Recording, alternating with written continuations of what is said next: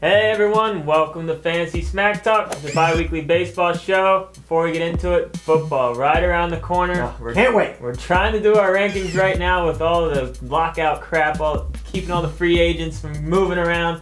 But either way, they'll be up in a few weeks. Can't wait. They're going to be solid as always. And before we get into this show, we got just a general question. Obviously, you've seen a lot of those minor leaguers come up. So Rizzo's up, Moustakas, Jeremiah Weeks, Desmond Jennings is probably going to get caught up anytime. You know, if you're watching our show, you probably heard about all of these guys, and people are clamoring on the wire to get them. So I just wanted Dustin to talk a little bit about, should you be picking these guys up? And then if in trade, should you be trying to trade them after you get them? Should you be accepting trades? So what are your thoughts overall?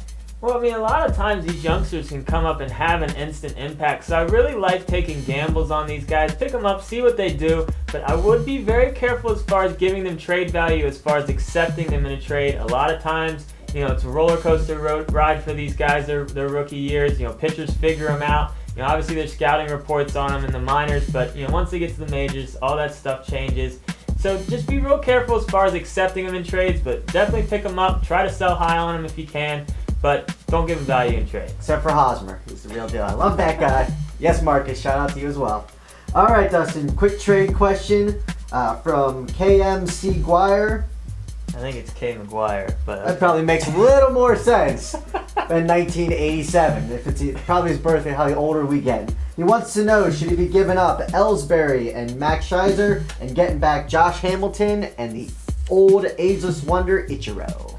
You know, as of right now, Ellsbury is by far the best player in this deal, but he has just as many question marks that I feel as Josh Hamilton does as far as injuries go. So taking Hamilton and Ichiro, buy low guys right now, I don't think this is a bad move at all. You know, as of right now, we have no clue who the winner of this trade is because it's a good deal on both ends. You know, you're both getting equal value as of right now, and you could very easily win this trade if Hamilton can stay healthy and do what he does when he is healthy. And it's Scherzer. I know that. It's not some German pitcher. All right, let's talk about the waiver wire. Scheiße! Before we get into it, this is just a portion of the list, so be sure to check out the waiver wire write-up to see all the others. And I'm starting out with my diamond in the rough, or ruby in the rough, Ruby De La Rosa. Yeah, that was pretty bad. I'm a big fan of this guy. I'm saying he's a must-add just to see what he can do. Youngster from Dominican, 15 innings pitched so far, 15 Ks, 3-0 record. 9 walks so far. You gotta kind of look past that. But this guy has the potential of being a dominant pitcher. I think he's worth a roster spot in a lot of leagues just to see what he can do. I'm excited about it. We got a bet going. 75% by the end of the year. So feel free to add him now. Yeah, add him. I need him to be owned by 75% And then if he starts people. to tail off when he walks 8,000 people, just drop him. It's got a bet over under 75% by the end of the year. So if you want to play it at home, keep an eye on that. Pick him up. All right, next we got Jonathan Neese with the New York Mets. Right now he's been pitching great. 7 earned runs in his last 6 starts. I mean, you can't really beat that. If you're especially looking for spot starts rotation-wise, he's definitely got to always keep an eye on, if not worth grabbing, in probably 12-team leagues. All right, we got an outfitter for you, and that's Brendan Bosch. Only on about 65% of leagues. Everyone's heard about him. This guy's been playing well.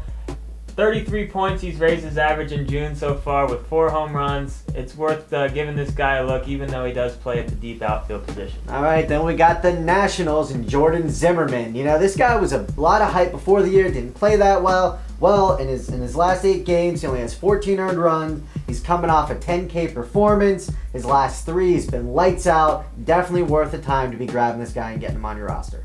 And something's going on out in there with that Detroit outfield because these guys have really started to swing the bats well lately. Austin Jackson, still only on 40% of leagues. He's raised his average 34 points in the month of June. We know what this guy can do when he gets on one of his hot streaks. He's on one of them right now. Might not be a bad idea to pick him up and ride it out. All right, let's talk about guys to add in deeper leagues. I'm going to start with 3 youngsters that fit in the category that we were talking about earlier in the year, guys that could really have an impact. And that's Moustakas, third base for Kansas City, batting .385 so far on 40% of leagues. Carlos Peguero, this guy is huge. Looks like a football player running around out there. 5 home runs and 90 at-bats so far. Batting average not there yet, but this guy could be the real deal. And then Jordan Schaefer, the story here is 7 stolen bases already. He's only on about 5% of leagues. That's going to change.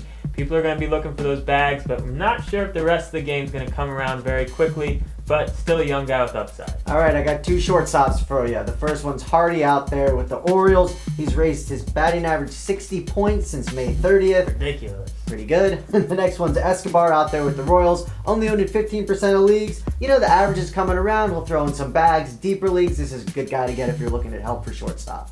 And one relief pitcher for you, and that's Matt Thornton. We liked him coming into the year. Obviously, got off to that terrible start. Santos took over, but Santos is starting to stumble. 8 earned runs in his last 3 outings. He's not going to keep the job long if he keeps doing that. So before we close the show, we thought it'd be fun to kind of give an update on Trevor Cahill and my statement and what I said at the beginning of the year. For those of you that don't remember, let's roll the tape. Oh, love it. Come on, Cahill. And I'll tell you this right now, if he has a sub-3 ERA again this year, I will let Brent punch me in the face at the end of the year. It's not going to happen. I know he's a youngster. Can we record it? Yes. We can record it and post it. I know he's a youngster, but I'm getting the jersey today. His luck's going to catch up with here. So basically, I'm looking pretty good as of now. We decided to go ahead and add this into the show a couple of weeks ago when I was still very, very nervous. But right now, he's at 3.42, so I'm looking pretty good. But I will say I was very nervous. All right, everyone's mojo towards Cahill. After his first 5 starts, he was under 2 ERA. I was sweating it, trust me. But Nameco might still get to punch me in the face. We will film it, of course. Oh, we will definitely film it, but we'll keep you all posted with the Trevor Cahill debacle. But that's it for our Bi-Weekly Baseball show. Trevor Cahill, keep doing what you're doing. I love it. And stay tuned. Football just around the corner.